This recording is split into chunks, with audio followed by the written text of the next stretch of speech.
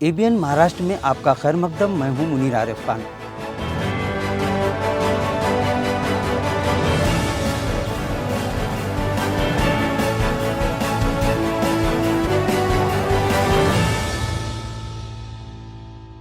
ABN Maharashtra में आपका खैर मकदम। मैं हूं मुनीर आरिफ खान। नाजरीन, हर साल महाराष्ट्र समेत पूरे मुल्क में 12 रबीउल अव्वल को ईद मिलादुन नबी पूरे जोश और खरोश के साथ मनाई जाती है और इस साल भी इसकी तैयारियां जारी थी।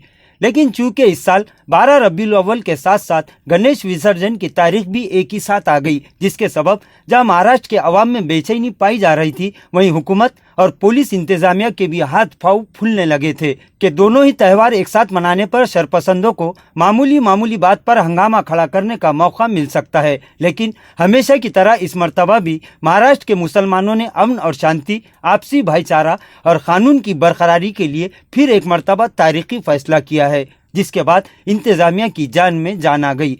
इस मामले को लेकर गुज़िश्ता दिन मुंबई के खिलाफत हाउस में एक हंगामी मीटिंग मुनाकिद हुई, जिसमें महाराष्ट्र भर से जिम्मेदारान ने कसीर तादाद में शिरकत की और तमाम ही की इत्तेफाक राय से ये फैसला लिया गया कि चूंकि ईद मिलादुन नबी और गणेश विसर्जन एक ही साथ आ रहे हैं, लिहाजा आपस में किसी तरह के किसी टकराव की सूरत हाल पैदा ना हो, इसलिए इस साल पूरे महाराष्ट्र में ईद मिलादुन नबी का जुलूस एक दिन बाद यानी जुमा को निकाला जाएगा।